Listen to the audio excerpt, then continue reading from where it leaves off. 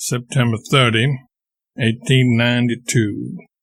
Dear Sue, we have been in the house several days, and certainly it is a beautiful place, particularly at this moment, when the skies are a deep leaden color, the domes of Florence dim in the drizzling rain, and occasional perpendicular coils of lightning quivering intensely in the black sky about Galileo's tower. It is a charming panorama, and the most conspicuous towers and domes down in the city look today just as they looked when Boccaccio and Dante used to contemplate them from this hillock 500 and 600 years ago. The mademoiselle is a great help to Livy in the housekeeping, and is a cheery and cheerful presence in the house. The butler is equipped with a little French, and it is this fact that enables the house to go. But it won't go well until the family gets some sort of facility with the Italian tongue, for the cook, the woman of all work, and the coachman understand only that. It is a stubborn and devilish language to learn, but Jean and the others will master it. Livy's German Nauheim girl is the worst off of anybody, as there is no market for her tongue at all among the help. With the furniture in and the curtains up, the house is very pretty, and not unhomelike.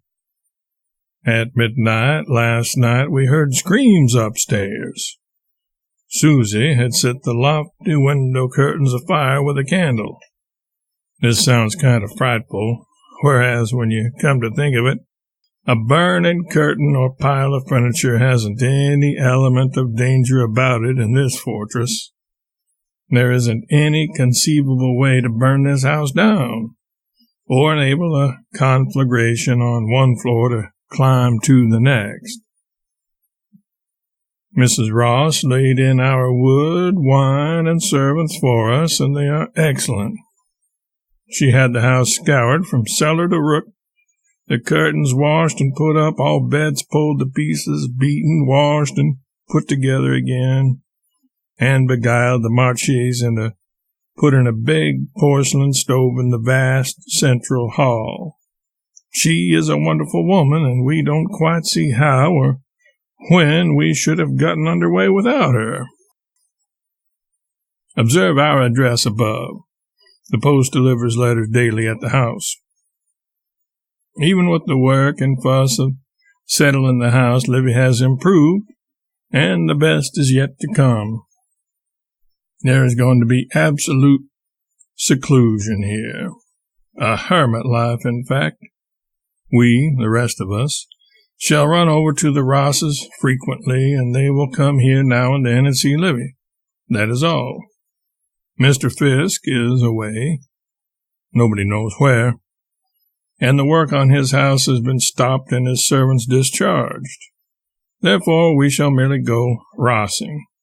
As far as society is concerned, shan't circulate in Florence until Livy shall be well enough to take a share in it.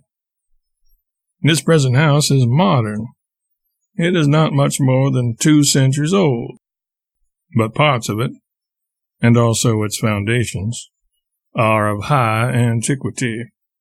The fine, beautiful family portraits, the great carved ones in the large ovals over the doors of the big hall, carry one well back into the past. One of them is dated 1305. He could have known Dante, you see. Another is dated 1343. He could have known Boccaccio and spent his afternoons in Fiesole listening to the Decameron tales. Another is dated 1463. He could have met Columbus. Evening. The storm thundered away until night, and the rain came down in floods.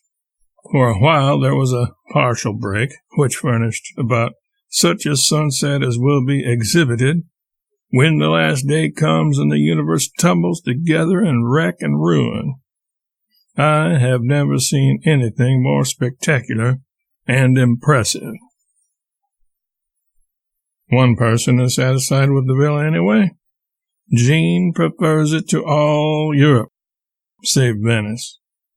Jean is eager to get at the Italian tongue again now, and I see that she has forgotten little or nothing of what she learned of it in Rome and Venice last spring. I am the head French duffer of the family. Most of the talk goes over my head at the table.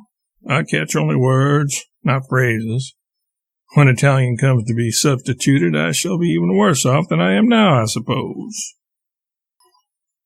This reminds me that this evening the German girl said to Libby, "Man hat mir gesagt, los Sie una candela verlaubt habe," unconsciously dropping in a couple of Italian words, you see. So she is going to join the polyglots too, it appears.